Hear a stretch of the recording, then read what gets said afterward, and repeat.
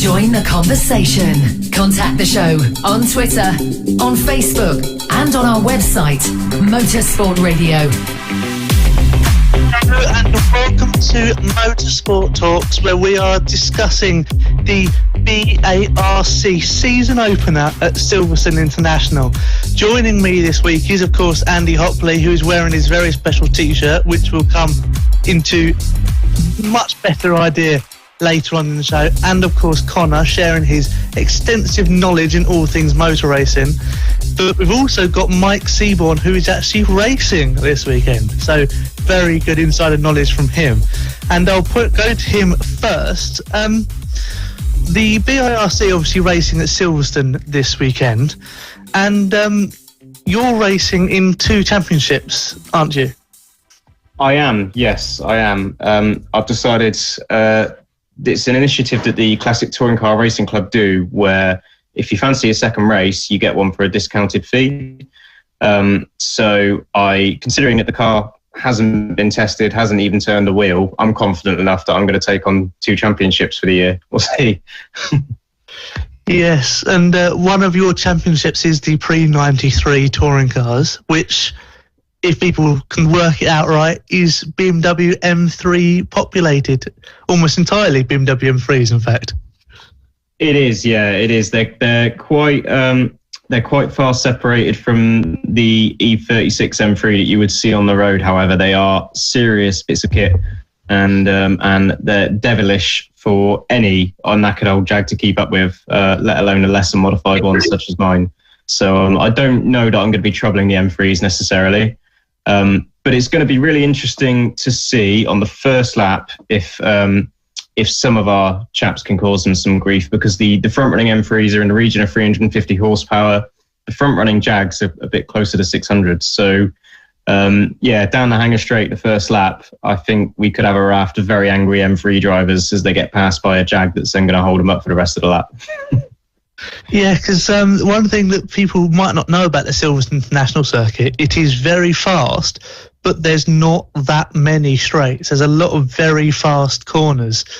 So you're going to have issues with the likes of the big, heavy Jags compared to the lightweight, agile M3s, which is part of the excitement of this weekend, because all through the calendar, all through the timetable, there's these incredible mixed races. I mean, we'll start off with the Berkshire Jag Components Championship, which you're racing in. 25 cars on the grid, which is obviously a big grid of Jaguars. That's a lot of Jaguars. James Ram is returning in his modified XJS. He's quite a star in that championship, isn't he? Oh, he doesn't need his ego fed anymore. He'd tell you himself that he's a star. He doesn't need any prompting. But he's earned the right. He's earned the right to puff his chest out, because he has been absolutely formidable in the championship for years. He's back out in his straight 6 engine car, which I shan't spoil the surprise, but at some point there is a change in wheels for him, but that's not ready yet. So he's in the 6er that he's campaigned for many years very successfully, and he's going to be one to watch, because he always is. The international circuit perhaps isn't the best suited to him, because the other Class D cars that he's competing with are more powerful, and it is a power circuit. That there's a lot of sort of complicated sections, but again they suit longer wheelbase cars, strangely, because they're all quite long corners, such as Stowe. A long corner that you're going around forever, and so an agile car doesn't necessarily have that much of an advantage as much as a stable one. So this isn't going to be James's best circuit, because his car is very agile but isn't necessarily stable, and he is short on horses. But last year he proved that he could still keep up with the supercharged monster car and give it a good fight, and he'll be gunning for it this year, absolutely gunning for it. He won't like that he got beat last year. Yes, and also we also got Colin Philpott in the XJS. Bit different to your XJS though. Very different to my XJS. I've actually had a steer of Colin's XJS around the international circuit, strangely enough, at Motorsport Days. And what a machine. What a machine. I shan't spill all his secrets, but it's something to watch. And what you really have to watch for with Colin's car is as he downshifts going into a corner, the thing belches flame about 6 foot long. And you can hear it when you're driving it. When I was having a steer, and as you come down the revs and you downshift, it goes, you hear this funny noise, and you look in the mirror and it's all lit up. It's a really, really cool car. Great to have Colin sort of back in the championship for good, because he had been sort of dipping in and out a bit. We've had a very tumultuous off season, it's fair to say, but the proof is in the pudding that we made the right decisions. 25 cars, we haven't had that for years. And Collins is one of the more fabulous ones out there, one of the more spectacular. Yeah, but it's not just XJs, is there? There's it's a bit more variety than just Jag XJs on the grid. Do you mean in terms of the 93s or the other Jags? The Jags. Jags, yeah. So we've got we're seeing the proliferation now of the XK8, which is, I think, going to be the new XJS as the XJS has become a bit more valuable. But that they've been raced for a long time because they were cheap as chips for a long time. Now it's a bit harder to get hold of a really nice donor car, and I can tell you, having sort of pilfered them for parts from scrapyards and the like, and Berkshire Jag components, I've been down there pilfering parts. Finding one that isn't rotten as a pair is very, very rare. But at this point in their lives, most of them are just a collapse under their own weight. That's the state they're in. So more modern, sort of attainable donor cars are available in terms of the XK8. And we've got a supercharged one coming out this year. Well, there's two actually.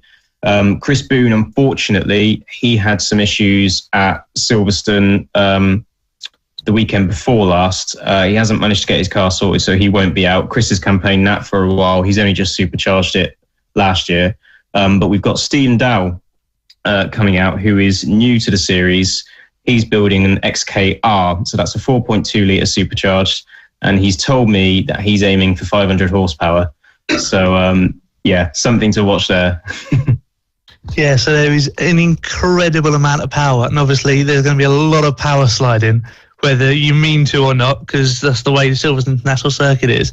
There's a lot of gravel traps that have been added to the circuit over the winter as well, which, as we saw from the BRSCC meeting of the weekend and the BARC meeting before that, they're catching out a few drivers.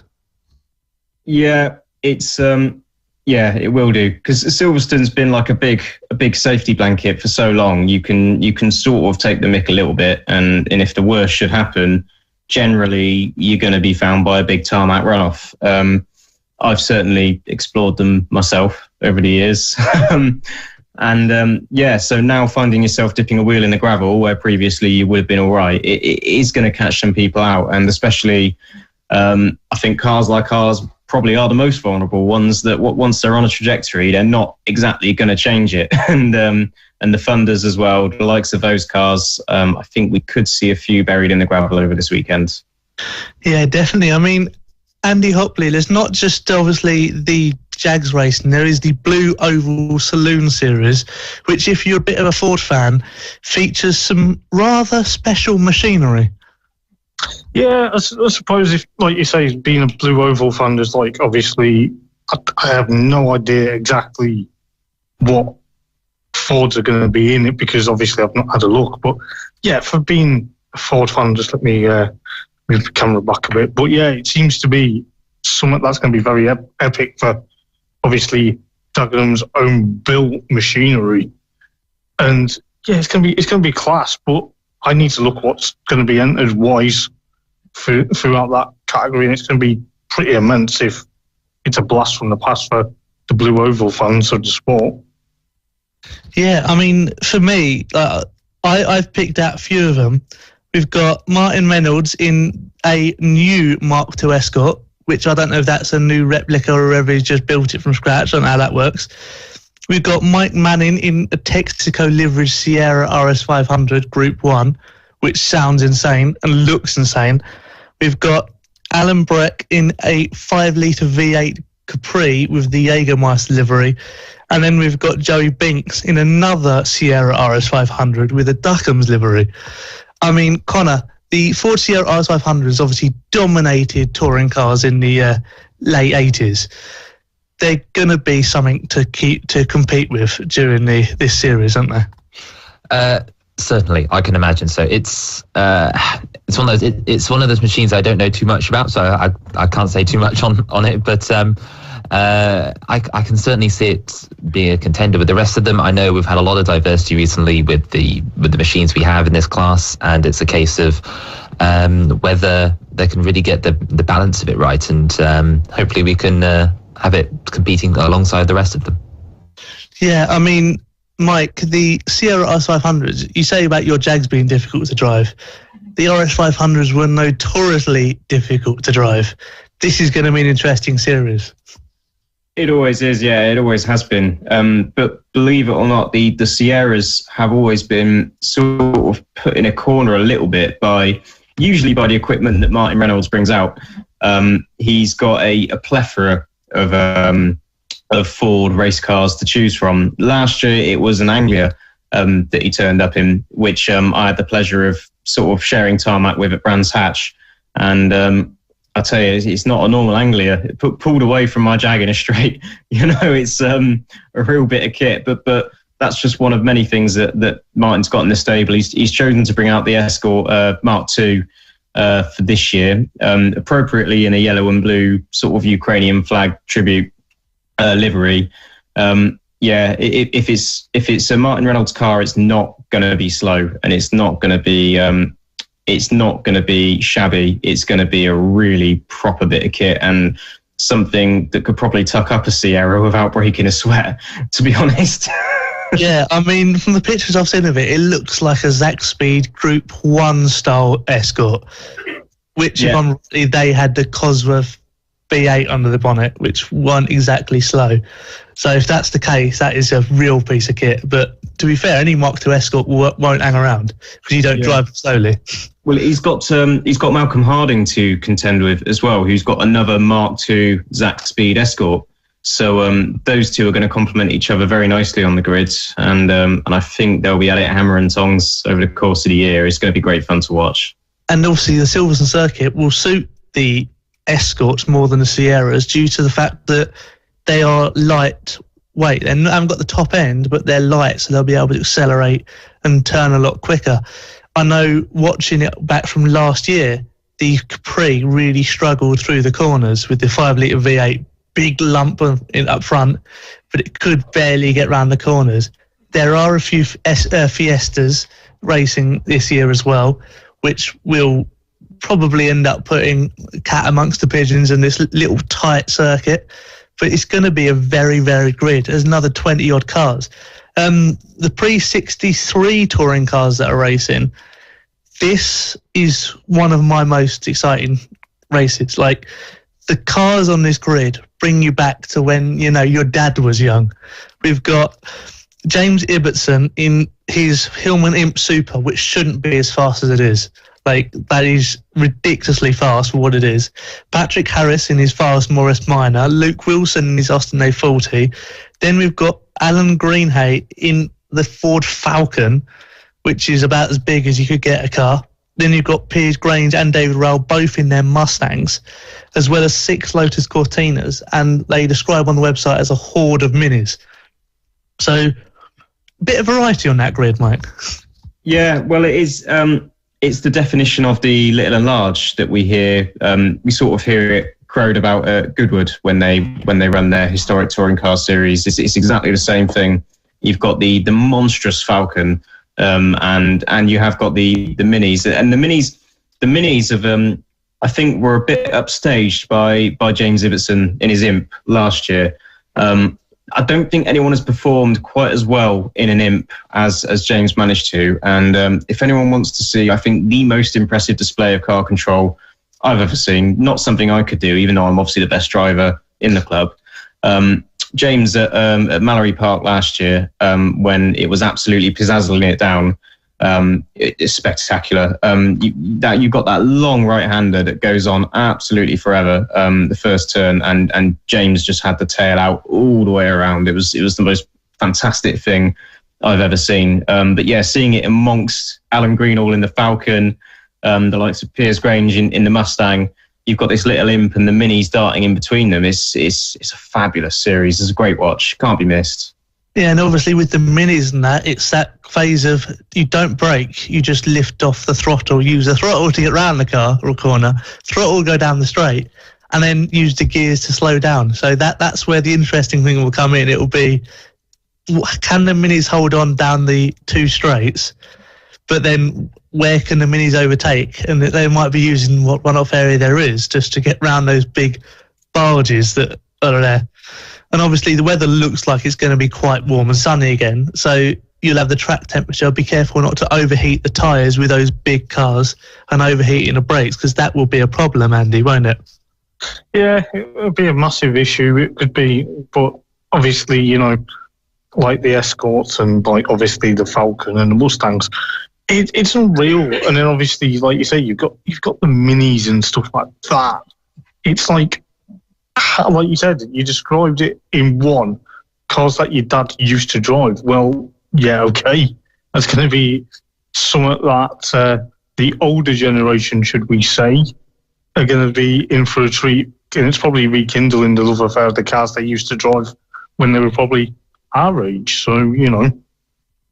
Exactly, and it's perfect, Ben. Mother's Day weekend, you know. Get your mother down there. But, Mike, we then skip to the pre-83 touring cars. This is where we start to get to the real machinery with David Howard in his XJ12, Nigel Garrett in his Camaro Z26. You got Stephen Primmett in the Mark 1 Escort, Malcolm Jeff in the Golf Mark 1, Mark Chorlton in the Mark 2, and Mark Osborne in the Dolly Sprint. That's a big variety of cars. I mean, that Camaro is beautiful, to want a better way. It's the split bumper one as well, which is arguably the best looking one. It's going to be a good series. Yeah, it will be. I'd be surprised if Alan Wayman wasn't out in a Camaro as well this year, keeping him company. It's another case of little and large, really. You've got... it's always been a good one to watch the 83s because generally Stephen Primmett, Mark Lucock, Mark Chollerton, Simon Jeffs will all be darting around each other with these really agile little cars. And then Big Dave Howard turns up with the XJ12 for about 400 yards back and does a lot of them down a straight because that XJ12 is packing the sort of punch that not many cars have got. It's a bit of an engine that David's got underneath that thing. Not only beautiful to look at, beautiful to listen to, but horrible to see in your mirrors. That's a fabulous bit of kit. And Al Wayman's Camaros don't hang about either. There's some horsepower there. So it does make for fascinating viewing because generally you have got this little battle pack of the more agile, smaller cars, and they do keep each other busy for 15 minutes solid. And then occasionally they'll all get upset by one of these massive, great big machines that are just stupidly powerful. Cracking series. I mean, am I right in thinking that the XJ12 is a V12? It is, yeah, V12.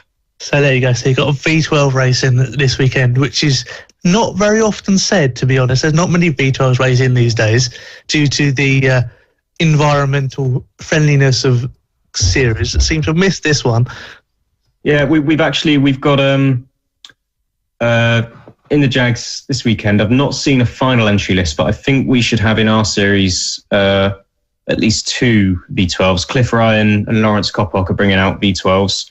Guy Connew has got probably the most mental looking car on our grid, which is a V12 sort of Quaker State Group 44 tribute car, but that isn't quite ready for Silverstone, I don't think. But yeah, we'll be bringing the V12s out to play. That's one of the draws of the Jag series, if you like, is there's not many places you can watch V12s race at club level. You know, they're good fun. I mean, Connor, Silverstone International is obviously a great circuit to spectate from. There's spectator view areas everywhere. Yeah. You're going to get some really great variety and amazing sounds from these grids, aren't you? Oh, of course. For those perhaps slightly confused by the term Silverstone International, it is perhaps more commonly known as the North Loop the track where the Formula One pits are, and then up, as said, by Hangar Straight, as Mike was talking about earlier. And because of that, you've still got a lot of the old grass banking that we have from the Formula One track there, and of course that's amazing viewpoints over the bridge and round the back on Stowe Corner, and even on the inside of the track, as in the paddock area. I remember going down, that's been 2 years ago now, and managing to view from the top of, I suppose what is now the, I think it's the Bark Heritage Centre, I think it is. And yeah, the views up there are fantastic going into the final couple corners. And yeah, for anyone wanting to go down, it's a fantastic treat. And I'm sure there'll be plenty of grandstands and verges open for anyone wishing to see any of the variety we have down there. And of course, because being the F1 track, it is the views are open, and there is plenty to see from plenty of angles. So great opportunity for lots of spectators who want to enjoy the action. And being club racing, Mike, the circuit is basically open like it would be on any other race weekend, but you don't have the restrictions around the paddock. You can go in and chat to pretty much anyone you want to, get right up close to the smells, the noise of the vehicles. It's arguably the best way to see motorsport is from the club racing's perspective. Absolutely. Yeah, it's the best way to come and see the machines, because they really are the stars, or they always have been until this weekend. Because if you were to wander the paddock this weekend, you'd find a few stars wandering about, and it's clubby stuff. It's not, there's no ushering drivers away when they get accosted by fans. It's not formal. It's very, very relaxed, and I it's pretty much the most inviting environment you could hope for. It's like a big car show almost. If you wander the paddock and you see something that takes your interest and you say, "Oh, what's that got, mate?" The driver will come and talk to you. It's very relaxed. Are you calling yourself a star person now, Mike? Well, I mean, I wasn't directly implying it, but I am one of the stars. There's no denying. Yeah, and then obviously, talking to you, Mike, we're going on to the series that you're sharing with, the pre-93 touring cars. I mean, apart from it's mainly M3s. The one that really took my eye, though, was James Everard in his E30 M3 and Andrew Sheraton in his E30 M3, because they're not the E36, which everyone would accustomed to, the 93s. And they, from the road standard, they're obviously a lot slower, but whether that would be the case. But what I have noticed with the Group 1 M3s, they're very fast at picking up out of the corners. Yeah, they are surprisingly quick. I think, yeah, the automatic assumption is, based on the road car, is that an E30 just isn't going to punch anything hard as an E36. Andy Sheraton goes well in his, and James Everard jumped in that car last year and just absolutely stunned everybody. There's a cracking picture that I think sums it all up, which is James going through the curb at I think Oggie's at Snetterton, and the car looks like it's well over 45 degrees. It looks closer to ending up on its side than going back on its wheels, and it just sums up the nature of the way James has driven that car. Yeah, he won't have the horsepower of the E36, but he will give it everything he can to make up for it. And the E36s are the dominant force. I'd expect Dave Griffin to be considered a favourite for the pre-93s. Ian Bower as well is going to be well up there. Those two are well-known campaigners of E36s and very, very fast drivers. James Everard is a really good peddler, but he's going to have his work very much cut out for him keeping up with those two. Well, we're going back to the same thing, isn't it? Silverstone's a circuit of two halves. You've got the straights and then you've got the corners. So the E30 probably will be quicker through the corners, and then we'll just lose out down the straights to the more powerful E36s. And it'll be whether the E30 is quick enough through the corners to be still quick down the straights, and it's all that sort of thing. And that's what will make it interesting. Can the E36s of Ian Gower and Griffin overtake the E30s and then hold on through the tighter, twisty corners at the end of the straight, at the end of the Hangar straight, going into the start-finish straight. And that would be the interesting one. And I mean, Andy Hopley, back when they were racing in the touring cars with the Sierras, the M3s were pretty much the only car that could actually compete with the RS500. Oh yeah, absolutely. The E30, as it's technically known, you know, it's a class of its own. It's obviously okay, and we're probably going to show probably my true colours, and probably maybe people are probably unaware, or maybe most people are aware. The E30 and E36 just briefly gone. Yeah, the favourite BMW of mine, but the E30 was very competitive, especially when it won the championship in '91 with the late Will Hoy in the championship. So, you know, it seems to be, it put up the might with the Sierra RS500. But, you know, why wasn't the likes of, John Clon's Astra in '89? Okay, I'm showing my age. But, you know, it's like a very unwielding, like that BMW would just put the might into the championship, and then it obviously grew into the E36 eventually, and then obviously sadly we didn't see the E36 after 96, maybe 97, when it was an independent run. We never saw BMW ever since till late 2006, maybe sort of early 2006 later on. But yeah, the E30, what a stunning machine. I mean, it shows as well, the E30 is the only M3 to have actually raced in the British touring cars. Because after the M3 E30, it was then the 318 and then the 320, and then we've got the new 320, and then now we've got the current 330 hybrid. So it is the only M3 to race in touring cars, and it is truly, I mean, the sound, I still believe it's one of the greatest sounding race cars of all time. And you have to hear it to believe it. It is just, I mean, Mike, I don't know if you've had any experience of listening to it full throttle, but it is such a beautiful sound. It is, yeah. It is a cracking bit of kit. Yeah, we're going to move on to a series that I think has got everyone talking, and it is arguably the reason why this championship weekend could be incredibly popular. It is, of course, the Laser Tools Super Touring Championship. For those of you that have been lying under a rock, the Super Touring Championship was announced by CTRC to allow Jason Hughes's Tom Cleland Vauxhall Vectra that used to race in the Classic Thunder and many other Super Touring BTC cars racing in their own championship. Because there are so many out there that want to race, and there hasn't been a way as yet to race.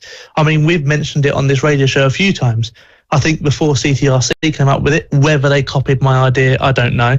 But we have now got less than a week to go till this series kicks off.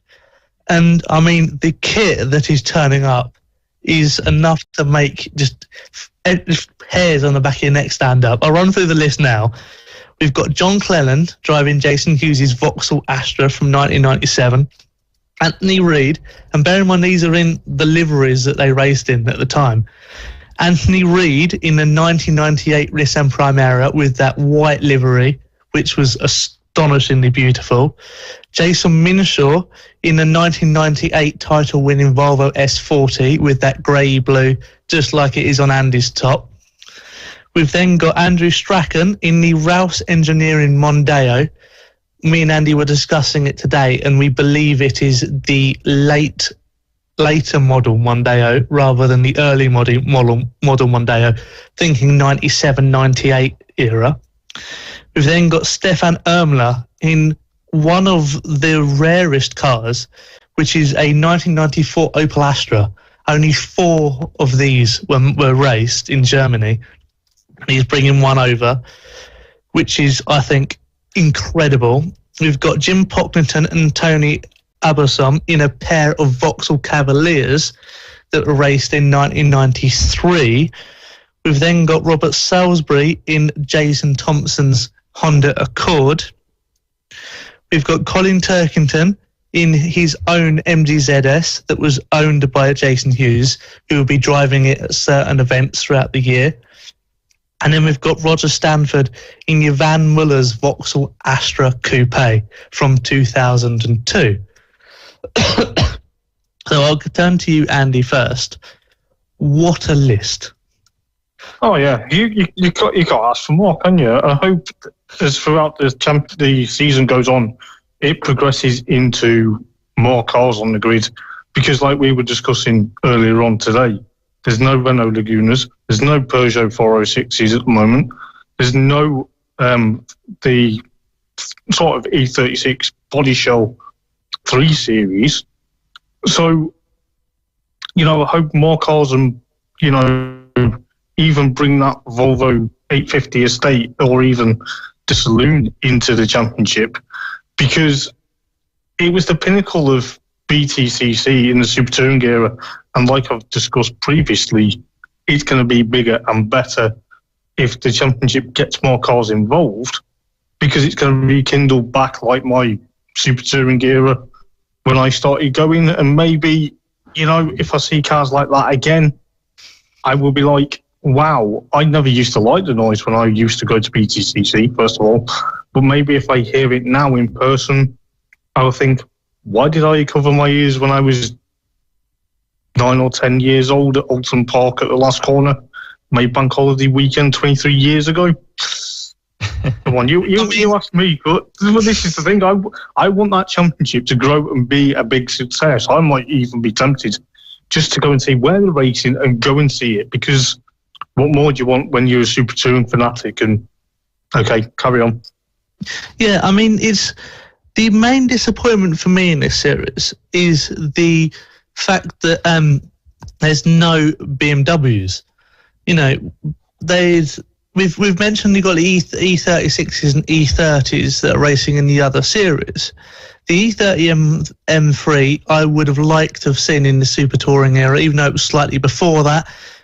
And then even if we go into the Super Touring era with the Shell liveried E36 318s that was driven by Steve Soper, and then you even go more recent with the BMW 320 ISs that were driven by Team Dynamics, not Team Dynamics, West Racing.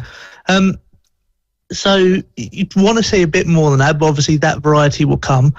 I was also slightly disappointed. I don't know why I was hoping for this, but I was hoping for the JCT 100 liveried Nissan Primera driven by Matt Neal when he won at Donington. For some reason, I was hoping that would come out, just because I have a feeling that Team Dynamics still own that car. No, they don't. I'm going to say this now. They don't. There's an chap. I think it was. I can't remember his name. Dave Jarman or something. I think it went over to New Zealand. I think he sold it on to someone in New Zealand, and it's now over there, I believe. Oh, never mind then. There's other cars that have gone over to New Zealand because I've seen it on YouTube somehow. But, it is a bit frustrating that 99 Team Dynamics run Primera when Matt won the first ever outright race for an independent isn't there. However, like I said, hopefully the championship grows and maybe we may see it again. But I mean, there's a lot of things to look forward to see, but crack on. Yeah, there is a class for the TCT era touring cars. So at the moment, that class has been dropped because there's only one car in it at the moment. But obviously, with more team maybe looking at this and going, okay, we'll get, more cars might be coming in for this. So you might end up having a Super Touring class and a TCT class, which kind of would mean quite it's a very interesting to see how the Super Touring cars are compared to the later touring cars, the speed difference, how well they go around the corners, etc., etc. Like, how well does the Vauxhall Astra Coupe cope racing against the Vauxhall Vectra? Yes, indeed. I think the big issue with this is just a lot of cars from the era just aren't suitable for racing anymore. One of the reasons this series has come about and has been able to be launched this season is how Stuart Lyons' TCR series previously was the Touring Car Trophy and TCR series last year. It's only TCR UK this season. One of the reasons for that is there was just no entries for the TCT class, basically, and that was meant to be occupied by a lot of these super tourings and old TCT era cars. Unfortunately, that never really took off, and he's as a result has had to drop that. And so we've had this series born as a result, and I'm sure there'll be certain people who have transferred over, or will transfer over, I should say, in time. However, I don't think there's really that many cars that are suitable for racing anymore, because I know a lot of the standard for those BTC teams at the time was significant cost saving and forward engineering. So a lot of those cars aren't preserved in the same way that say some of the 90s Super Tourings are in their perfect condition and rebuilt a new car from scratch for the following season. A lot of the cars just end up getting forwarded on and broken apart into various pieces. So a lot of them don't really exist in the same way that we think of them anymore, unfortunately. But there is a lot of Super Tourings, as we mentioned. I think you've been a little bit critical, Josh, saying there's no certain type of BMWs or whatever here. There is still a lot of variety in this field. And as you said, this is only the first race weekend. And I've seen plenty of series pick up popularity as they realize how things are into the future. So, yeah, I'll happily enjoy this series in, say, a year's time when it's got another 10, 15 entries. But you look at the entry list for this weekend, even if you include the PO3 C class that will also be racing with them. There's some fantastic machines in there, and there's a good 25 cars on that grid, including the secondary class as well. Oh yeah, definitely. I mean, I'm pretty sure Ross Craig, maybe you can correct me, Mike, I'm pretty sure Ross Craig races his Civic Type R in the touring car Honda livery, the red one. Or am but that may be AJ Owen that you're thinking of. AJ Owen had a red Honda liveried Civic. Ross's car is a sort of dazzle camo. It's funny you mentioned Ross, actually, because I've snuck him a tenner to put one on Cleland's door. Ross's car stands out a mile. It's sort of dazzle camo, really cool looking Civic.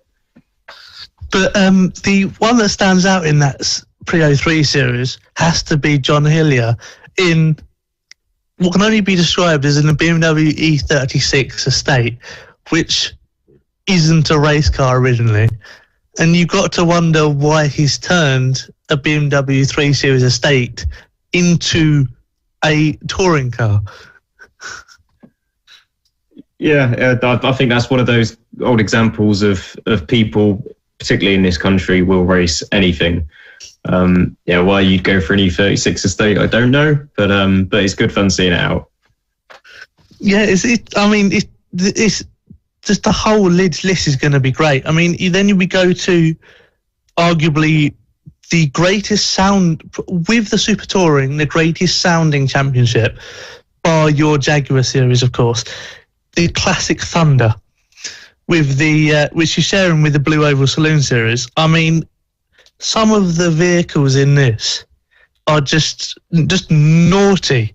You've got a 7-litre Falcon V8 supercar, which is in grey, which sounds incredible as well as looks incredible. You've then got Neil Argave in his 6-litre V8 Sierra, which, if you can think of Ford Sierras, they weren't the best handling cars. So you stick a V8 under the bonnet is not going to make it any better handling. Then you've got Andrew Barron in a DB7, which, very rare anyway, let alone having a racing DB7. Then you've got James Janicki in one of the best liveried cars on the grid, which is that blue Castrol R32, which is great sounding as well. Then you've got Jason West in the M3, Paul Eaton in a V8 supercar Commodore VH, which is the new one.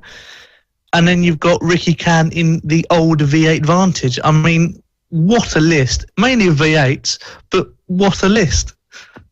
Yeah, this is the best sounding series, bar none. Maybe V8 supercars over in Oz, where you've got a whole grid of them, might be a bit noisier, but Thunders is just absolutely where it's at.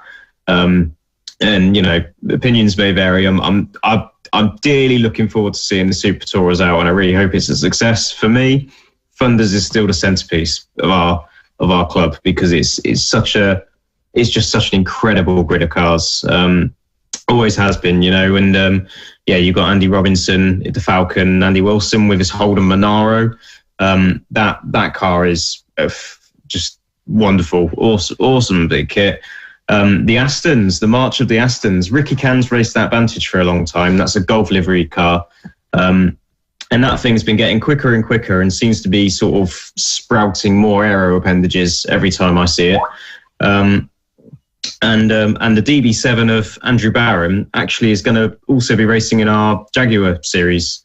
I don't know if it's going to happen at Silverstone just because of the way the timetable's going to be, but yeah, we do have an invitation class for Astons. So yeah, he's registered. So hopefully we'll be seeing that DB7 sharing our grid as well. Hopefully it's not too quick and it won't embarrass us. We'll see. It could well be.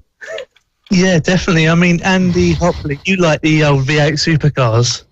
We've got a Holden versus Ford battle in Britain now. Yeah. You couldn't even imagine how close that's going to go, could you? To have it over here instead of Australia, it's going to be weird for, maybe us British, but if you followed the V8 supercars over here, you're not going to find it at all weird, but that's all I'm going to say on that fact. That's about it.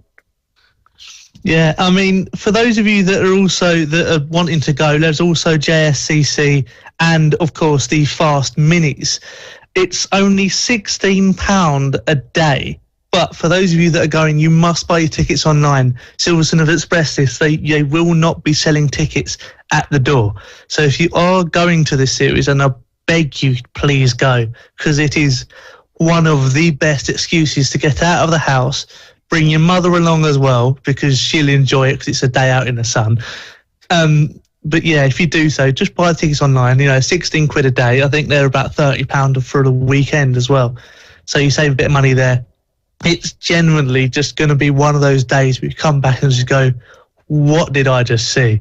I mean, you've just got every type of car racing. You've got the Minis all the way up through to the Holden Commodores.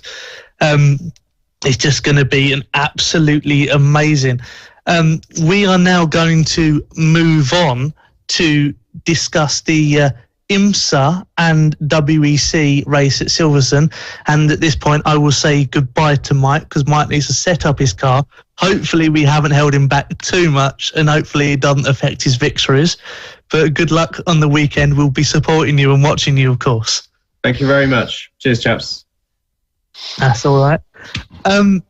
So for those of you that weren't watching or haven't watched or haven't had a chance to see, Seabourne held a double header of endurance masterclass with backdrops of incredibly interesting weather. They held the WEC season opener and the IMSA round 2. Now, Andy Lloyd, do you want to run through first the WEC? Because it was quite an interesting race. Yeah, well, good evening, guys. It was a race the like of which I don't think I've ever witnessed. It had 3 red flags in it. It was finally red flagged about 70 minutes before it was due to end. And when it was red flagged, nobody could quite understand what was going on. The commentators were saying there must have been an accident out on the circuit. There must be a car stopped on the circuit on a bend. But after about 3 or 4 minutes, it was revealed that the race was stopped because there was a threat of lightning. And under Florida state law, you are obliged to bring any employees working externally in undercover when there is a threat of lightning. So all the corner workers, the track marshals, as we would refer to them in the UK, had to leave the circuit. Cameramen had to be brought down from their perches, and the race basically ground to a halt at that stage. They tried to get it going again under safety car, but it was never going to happen, and so the race was called. It was an unsatisfying end, obviously, because everybody wanted to see racing. However, under the circumstances, of course, it was absolutely the right thing to do. But it did mean that we got some slightly topsy-turvy results. And, of course, we didn't see Toyota win in hypercar, which was a bit of a surprise. Yeah, I mean, it was only I suppose you could call it the 800 miles of Seabourne because it was shut off a bit early. But yeah, it seemed to me, Andy, the BOP was very heavy on the Toyotas because it seemed almost, I wouldn't call it dangerous, but it did seem a bit unnerving when it was trying to pass the GT and the LMP2 cars. They really had no performance passing those cars. They really struggled. And as we saw with, I think it was Lopez, who actually clipped the Porsche and ended up having a huge accident because of it. They really struggled. They did. And it was, I mean, we knew going into the race that the Toyotas had been pegged back. I think the BOP adjustment was that they couldn't bring their hybrid in. The speed at which they were allowed to use their hybrid had been increased, which means they didn't get that kind of low-end torque out of the hybrid, and it really cost them. I was looking at some lap times, and I think the fastest lap of a Toyota was something like a second off the fastest race lap of the Alpine. So there was quite a big difference there, and the LMP2s, by dint of the fact that, as you say, the BOP had been adjusted in the hypercars and the LMP2s are lighter and more nimble out of the corners, it was going to cause some issues, and so it did. So I think this really is going to set a tone for the season that this is not going to be a walk in the park for Toyota, that's for sure. No, I mean, would you say that if, say, the FIA looked back on this race, would you say that Toyota were pegged back too much, or would you say that was about the right amount? Well, the ACO have got a difficult, and the FIA have got a difficult judgment to make in this situation, in as much as you don't want to just deliberately hobble the favourite team. That's not the point of BOP. It's to level the playing field. You have got a two-car entry from Toyota and single cars from Alpine and Glickenhaus. I think they're going to have to think long and hard about it, because what we saw Lopez was really struggling and was really pushing hard to try and get that car back up to speed before he had that massive accident. The argument has always been as well that Toyota are investing considerably more into their race program than Alpine or Glickenhaus, but that's not a reason to guarantee them a victory. And I think this is why I think the FIA and the ACO are just praying for the day when they can get more cars into hypercar, so that Toyota has got something to realistically race against. I'm not suggesting for 1 second that Alpine or Glickenhaus aren't worthy opponents. They are, but it's not quite the same contest that they're in. I don't know if you saw the news that came out earlier this week about the fact that they've offered the LMDH cars the potential to come and race in selected rounds of the WEC this year, and apparently Porsche are considering a possible entry in one of the WEC rounds. And that would be very interesting to see how that one plays out. But I think, to kind of sum up what I'm thinking here, is I think this is going to be a very interesting season for Toyota, and a championship is definitely not guaranteed. I mean, because the worry obviously is if FIA, WEC, BOP, Toyota so much that Toyota will just at the end of this season just be going, well, what's the point in us developing this ultra high tech car if we will not be allowed to win, when you consider Alpine have got what is basically a 7-year-old car that was, as you saw at Sebring, was allowed to run so much quicker. I think Toyota are very sensible, and they are playing a very long game here, and they understand that the series organisers are in a very difficult position, and it would be Toyota want to go out and race. If there wasn't BOP, there'd be no point in anybody else turning up. You go, what's the point? We can't possibly compete against Toyota's investment and Toyota's technology. And then they'd be racing amongst themselves, and it would be absolutely pointless. So I doubt very much if Toyota would ever take the view at the end of the season that they were hard done by and there was no point in playing anymore. I think they would understand that people were trying to be fair. They were trying to encourage racing. They were trying to encourage spectators and global interest. It's still a great testbed to develop new technologies. And the best organised team will have a good chance of winning. But Toyota have got 2 cars. The way that the manufacturer's championship is determined is the car that finishes highest up the leaderboard scores the points for the manufacturer's championship. Well, if you're taking 2 cars, you've got double the chance of scoring good points, and you're only taking 1 car. So the chance of Toyota, I think, not winning the manufacturer's championship is very, very slim. But the drivers is a different matter entirely, and there could well be the possibility that we could see, the Alpine trio, Negrão, Lapierre, and Vatzivier, potentially competing for the driver's title, and that would be really interesting. Yeah, it is. I mean, Connor, obviously BOP's brought in to bring exciting racing, to not make it so dominant. But surely there is a stage where, say, you've got a team like Glickenhaus, it's a small team which is obviously investing a little bit of money compared to the Toyota, got this massive program. There's got to be a stage where they have to limit the BOP and allow Toyota to develop their car and become this high-performance car compared to a team that doesn't invest. Because, you see what I mean? Like with Sebring, Toyotas were really heavily hit and they didn't get the results that they obviously wanted.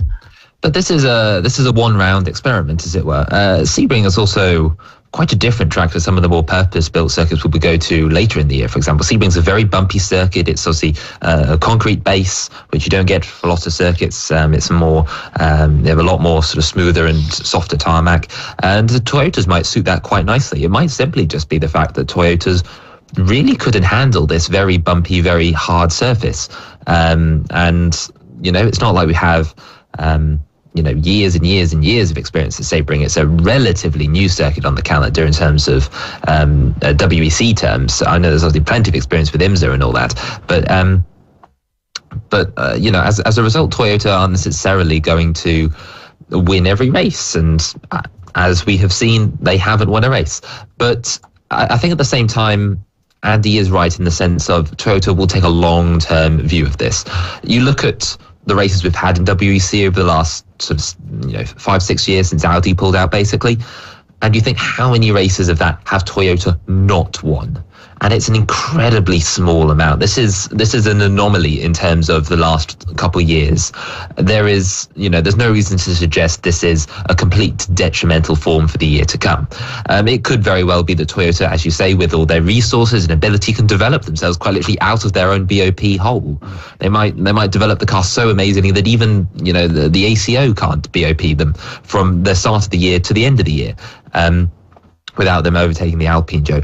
But as Andy says, the Manufacturers' Championship will be probably one I'd imagine they'd win, because the other advantage of taking two cars is if you finish first and second, for example, your nearest rival isn't just picking up the points for second place, they're picking up the points for third place. So you could really hamper your rivals having multiple cars on the grid. In terms of the Manufacturers' Championship. But yeah, the Drivers' Championship will be the one, and I'm sure Alpine, knowing that, will take this with both hands to ensure that Negrão and their two French drivers can really have a proper title challenge this year. And to be honest, that might be what helps WEC in the long run. It might be what helps Toyota in the long run, because if this year, at the end of this year, we do have an Alpine win, for example, in the Drivers' Championship, then loads of other smaller manufacturers, and maybe even the larger manufacturers, will come in and be like, well, this is clearly something we can have a result from, get something out of, without needing to spend Toyota's level of absolute insane budgetary requirements, which, in turn leaves Toyota with more fierce competitors for them to actually prove themselves on a world stage. Because if you're really looking at it from a Toyota business perspective, what are they really proving to their investors? As Andy says, I'm sure there's plenty on the development front that they're getting out of it. But if you're an investor going, oh, well, why are we spending this much money on a series where we're guaranteed to win anyway? There's no glory in winning. If you have other competitors, at least there's something we can go, well, we are beating our competition. But there's no way for them to measure their competition by running in hypercar. They're just developing something effectively quite unique compared to all other manufacturers, and just hoping that's enough to beat them on the car market stage. But without comparison, who knows? Well, that's it. It's going to be, obviously, it's an interesting season. We've got Spa next, which is a completely different circuit. I mean, Andy, obviously, they'll obviously learn from Sebring and maybe let Toyotas out a little bit between then and then. But Glickenhaus, they really disappointed at Sebring.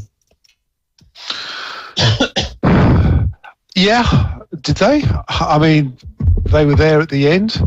They were only one lap off the lead. I mean, let's not forget as well that this was a shortened race. I mean, who knows what would have played out if we'd raced that last hour and 5 minutes? Whether Toyota's reliability would have come on, whether the strategy would have changed. But I think Glickenhaus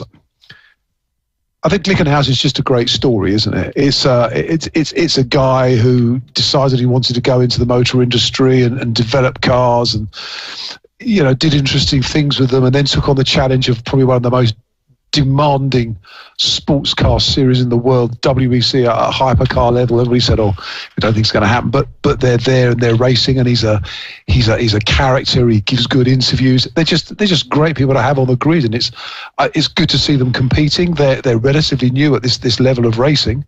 They can only improve and grow and build their experience. They've got three great drivers, Ollie Pla, Roman Dumas and Ryan Briscoe. I mean, you couldn't get three better drivers, more experienced to take that team forward. So I wasn't disappointed at all. I think it's a great start to the season for them.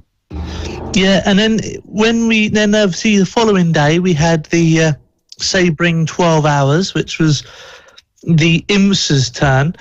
Not like a contest between the two endurance series, but it seemed that way, and there was definitely a more competitive front running race in IMSA. Yeah, very much so. It wasn't as interrupted. Weather didn't play the same parts. Bigger field. We're still in the first year of this GTD and GTD Pro class.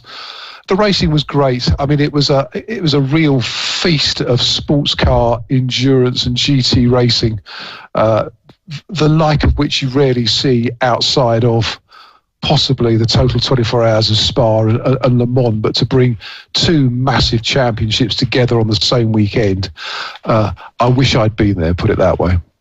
Yeah, I mean, what amazed me was that Kamui Kobayashi and Maria Lopez finished sixth, having raced in the WEC the day before. So they've done 1.5 essentially long endurance races in 2 different cars. Yeah, and they weren't the only ones that were double stinting that weekend. I mean, there were some absolutely phenomenal performances.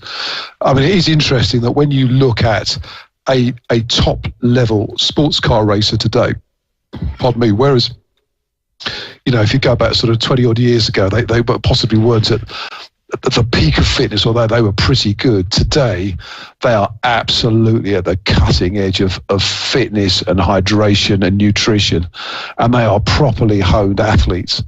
And I would have suggested that in the Florida heat and in the moisture in the air, I would have thought that was pretty much one of the most demanding racing weekends that any of those guys could have experienced, to have raced, you know, that amount of time over the space of 48 hours. I mean, and there's a considerable difference as well between the Cadillac DPI and the Toyota, whatever they call it, the hypercar as well. Yeah, I mean, it's much more of a spec type racing series, dedicated chassis and, you know, modified bodywork. They're different cars, and you're racing in a much more multi-class environment. You've got a much bigger grid of, I'd hate to say amateur drivers, but possibly the less experienced drivers down in the GTD grid, great drivers though they are, and you're racing for 12 hours. So it's really demanding, definitely. Yeah, I mean, Connor, it's not just obviously Maria Lopez, but they're probably the standout one. To do what was essentially 2 12-hour races in a 48-hour period. I know the WEC was cut short with the accident, but, you know, it shows just genuinely how fit they are and how fit Kamui Kobayashi is and Lopez is. But do you think that maybe could have contributed to his accident, you know?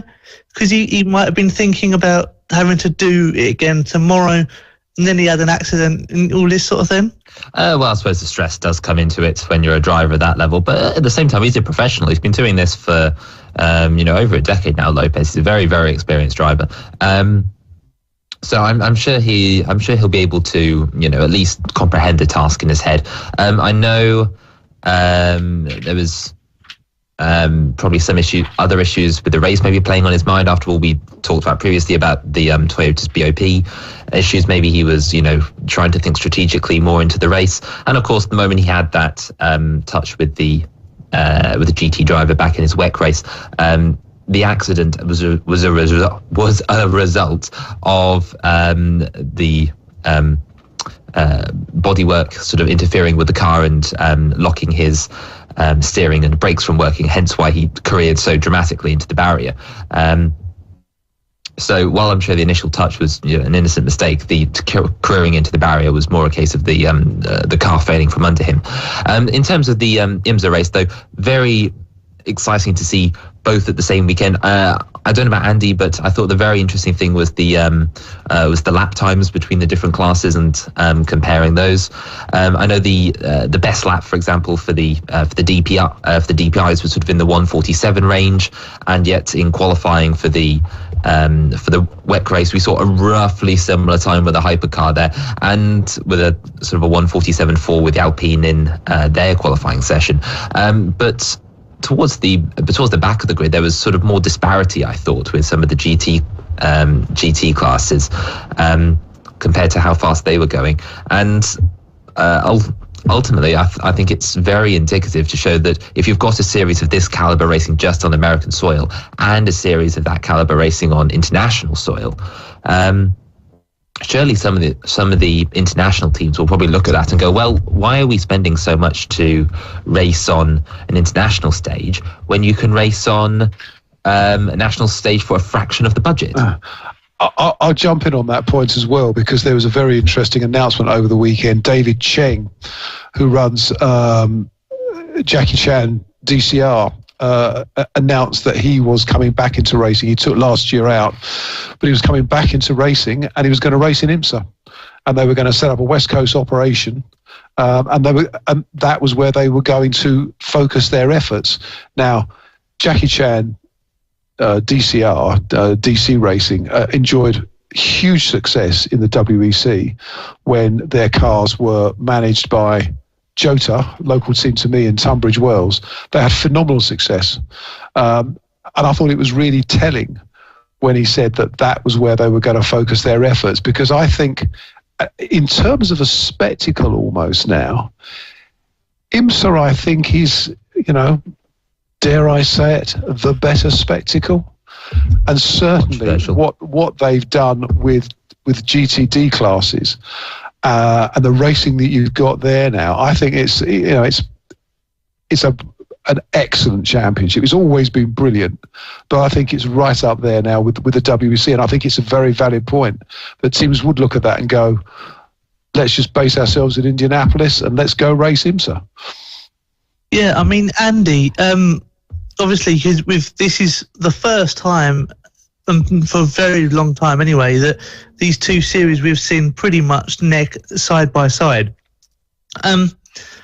Obviously, IMSA is, in my view, the better series, and I'm sure a lot of people would agree. A lot more variety, a lot more racing. There seems to be a lot closer racing up front as well. Should IMSA look at doing a flyaway round, whether they do a round at Spa or whether they do a round, a round in Dubai, for example, to spread the IMSA crowd even more? I'm sure IMSA have looked at this. I mean, all series do, because there's always a driver somewhere who goes, hey, it'd be great if we could go and race at Spa. British GT do it, for instance. They have their flyaway round in Spa. I think whilst I'm sure it's something that's been looked at, I'm sure ultimately they would say it's going to add a level of complexity and expense that we really don't want to bring into the series. America is a big enough country as it is, travelling around there without introducing the complexities and expense of a flyaway round, especially in these COVID-ridden times. So I think it's a good idea. I'm sure if you brought the IMSA WeatherTech Sports Car Championship to Silverstone, you'd probably sell it out. But I don't think it would make good business sense for them. Plus the fact that you've got, certainly down in the GTD field, you've got a lot of business people there who, frankly, wouldn't want to spend a week or 2 weeks away for a flyaway when they could just jump into their jet on a Thursday morning, fly somewhere, race on Saturday, Sunday, then be back in the office on Monday morning. So, nice idea. I doubt very much whether we're going to see it. Josh, if you don't mind me jumping in a second, another American series did do this back 10 years ago. If anyone remembers, IndyCar had their flyaway rounds in Motegi in Japan, and also they did Sao Paulo for. Didn't they go to Australia as well, Connor? They did for one round 1 year, and yeah, they were fantastic flyaway events. Don't get me wrong, and it was IndyCar attempting to be international, but by being international, you've lost some of that core audience. It rose the expense level to such a point that a lot of the manufacturers were struggling to justify why they were still in the series. And again, this was all for professional drivers with the professional series. And as Andy very much points out, some of these guys are amateur racers who who don't want to do that expense, and ultimately they're the ones paying the outfits at the bottom end of the GT grid. Yeah, but I mean, Andy Hopley, surely they could look at something like Interlagos in Brazil, which, it's still fairly local to America, or even like Yas Marina circuit and Bahrain, which are 4 hour flights away from America, just to, get that extra bit of audience, that extra bit of exposure, and they could then really compete with WEC. Yeah, I suppose, but I don't really. Okay, my logic is a bit thick here, but I feel like if they want to compete with WEC, then they're going to have to think. Maybe they could go to Sao Paulo or even Dubai or even Yas Marina, like we say. But I think it's also to do with the costing, because, it costs to get the air miles. Okay, to get to Brazil, it's not that far, but then to get to, let's say, Bahrain or places like that, it might cost them a bit more because of, freight services and stuff like that. Correct me if I'm wrong, though, but, yeah, it would be probably a good spectacle. But you've got to think, is it really going to attract completely how we wanted to attract the spectators and stuff like that? Okay, it's been proved at Seabourne this weekend, but for me, I'm a bit concerned how much it would be costing each manufacturer in America to go overseas. I know we've seen it, okay, with WEC, but with the championship solely based in America, I don't really know. I could be wrong, but that's entirely how I feel personally. Yeah, I mean, Andy, Lloyd, a final question. Are we seeing WEC trying to basically... Are we seeing a competition arise between WEC and IMSA? No, I don't think we are. I think we are... I think what we're seeing is a partnership. That's what we've seen in the ways that the hypercar and LMDH, or GTP as it will be known, rules have evolved, and the way that those two series can come together and compete on the same stage, so they can both race at Le Mans. The ACO and the FIA are very keen that they keep the GTE classes. We've seen what IMSA have done with GT3, with GTD. I think as well that IMSA is very much more commercially focused. One of the main stakeholders in IMSA are the manufacturers. And the main reason the manufacturers go racing is to sell cars. So another reason why perhaps you wouldn't want to take IMSA and put it in, I don't know, Yas Marina or Interlagos is maybe, even if you see a Corvette racing, you couldn't buy a Corvette in that particular market. But they may be for sale in those markets, I don't know. But the point is, if it's a billboard, if you like, for the manufacturers, then they're not going to get that advantage if they take it outside of the US.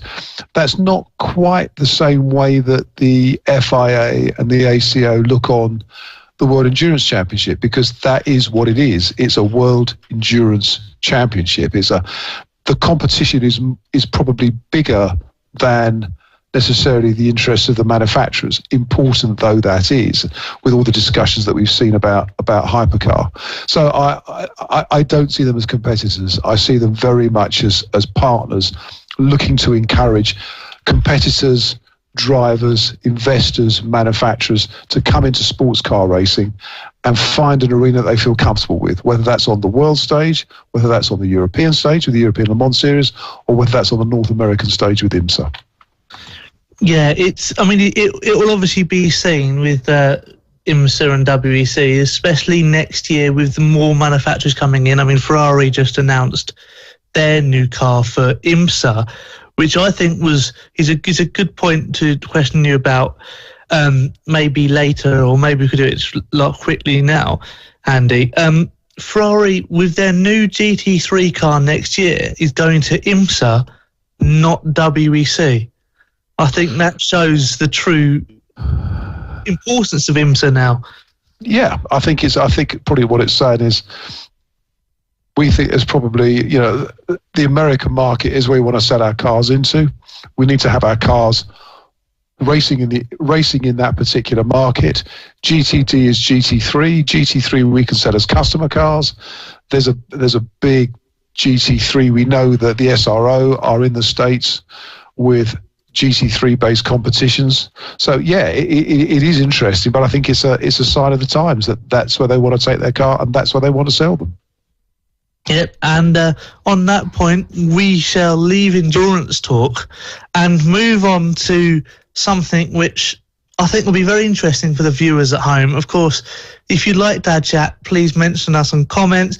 like, subscribe, share, do what you need to do, click a smiley face, whatever you need to do on your social media.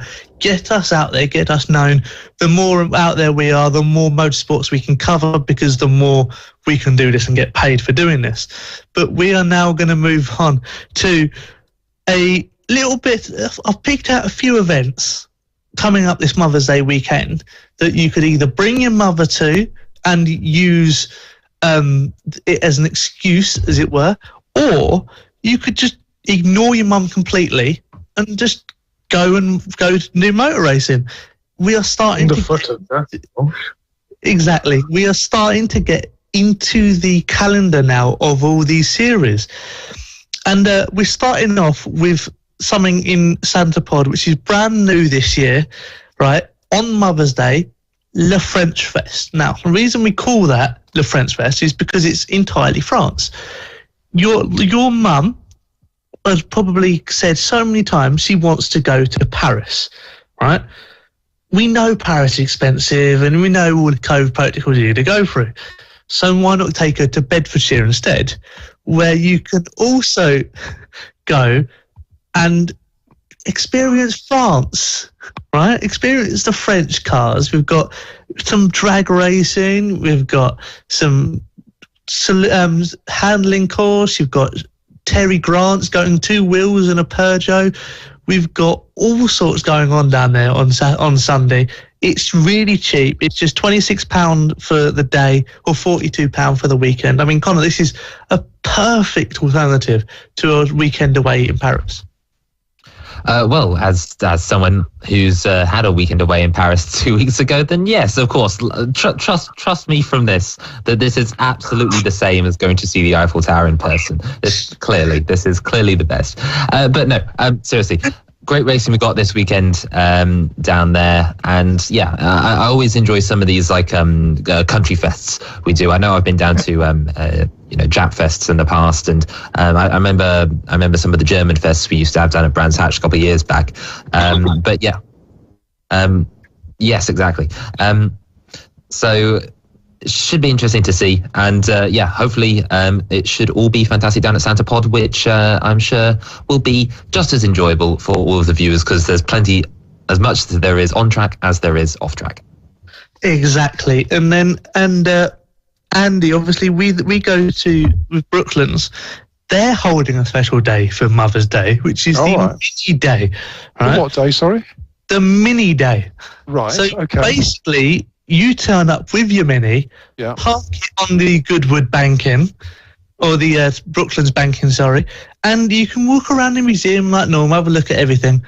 But there are thousands of Minis turning up, and then they open up their test hill at 12:30 for you to drive your little boxy Mini up the hill as fast as you can. The little time tournament that, your mum could join in and your nan could join in. It's all a bit of a laugh. And Andy, I mean, this is perfect, isn't it, for a Mother's Day present? Yeah, absolutely brilliant. I mean, yeah, a ton of fun. I have to say that does sound, if the weather's good, that does sound like a very attractive day out.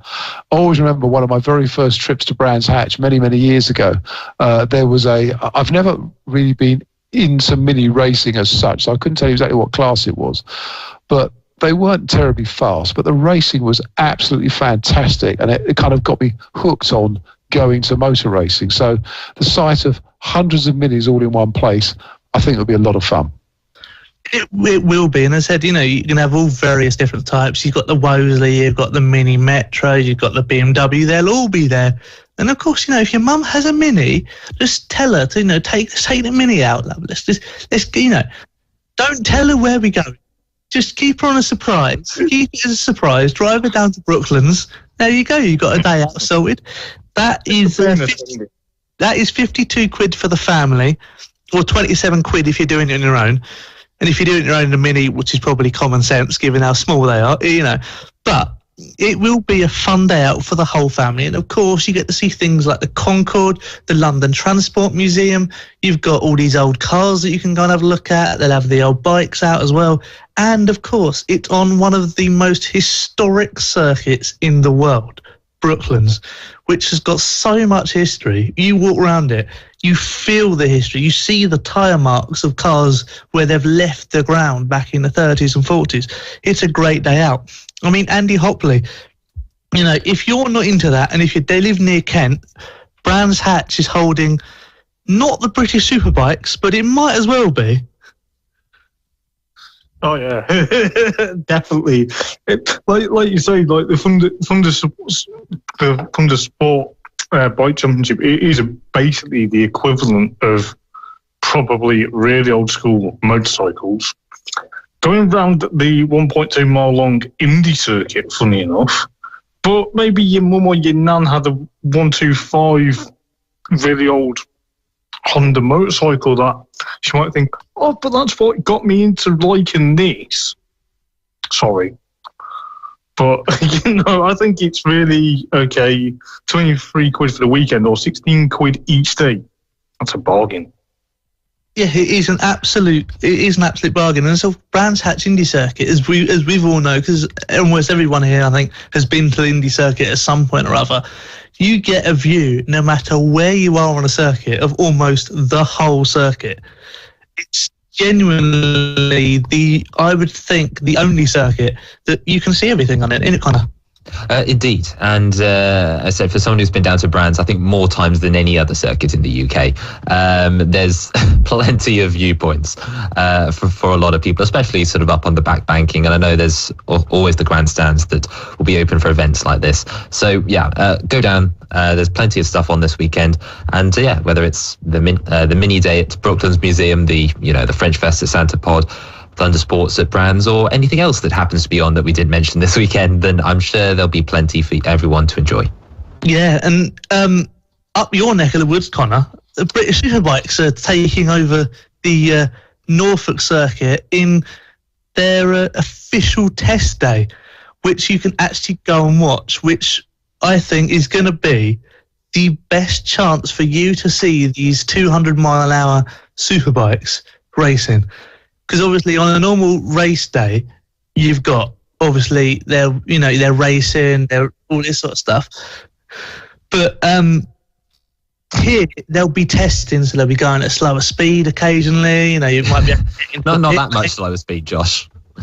But no, you're right. You've got British Superbikes up at Snetterton this weekend, for those who are curious. And tickets for £12 all day of testing. And yeah, basically you've got bikes on circuit all day for 12 quid. And for anyone who's into their bike racing, this is it's the premier bike racing category of the country. Not to throw shade at the Thunder Sports series, of course, but fantastic machines up for this year. I know there's some new some new pairings we've got for the 2022 season, and hopefully that should be interesting. And of course, we've also got not just the British Superbikes, but their support series will also be down there as well. So for those who like to see a manner of different bikes, there'll be plenty of time for you to chat with whoever's at the circuit. Exactly. And then finally, something where I think this is completely different, but at the same time, it fits in really well. If you know you've got your mother coming round and you hate your in-laws, right, and you know you're going to have to cook for your in-laws on the 27th, something to take your anger off is at the Eastbourne Stadium, which is the Micro Madness Day, which is exactly as it sounds, where 25 Nissan Micras will be going to destroy each other in any way they can, using high-speed accidents, wrecking each other to try and win £1,000, which is quite a big amount of money to win. As well as this, you've got obviously the 1300cc stock cars and various other stock series. But the Micras always put on an incredible show. There's always at least one upside down. There's always at least one on fire, and there's always at least one on three wheels. So it's going to be one of those meetings where you can just, under lights, just sit and just watch these, in my view, horrible cars get absolutely destroyed. Does that mean you take your own mother's Micra and enter it? And yeah, exactly. You can exactly do that. Yes, you can. Take your in-laws. Take your in-laws, Micro, mate, and that should be better. But yeah, so if you're cooking for your in-laws on the 27th and you need a day beforehand just to take the stress out of it, just to calm yourself down, go down to a destructive day at Eastbourne Raceway. And I think on that note, that's it for the Motorsport Talks. Thank you so much for joining in. It's been a great discussion of pretty much it. I think we've covered literally everything there is to cover, like pretty much. And of course, join us next week for even more varied talk, debates, maybe a few in-law jokes thrown in there. Everything happens on this show, and you never know, we might get a few interviewees on. And of course, join us in a bit for me and Connor to discuss the new Formula One season, new regs, new competitions, and for once, new podium attendees. So it will be very interesting. Thank you so much for Andy Hopley and Andy Lloyd for participating and giving us their expert advice. And thank you so much, and we'll see you next week. This is Motorsport Radio. Join the conversation. Contact the show on Twitter, on Facebook, and on our website, Motorsport Radio.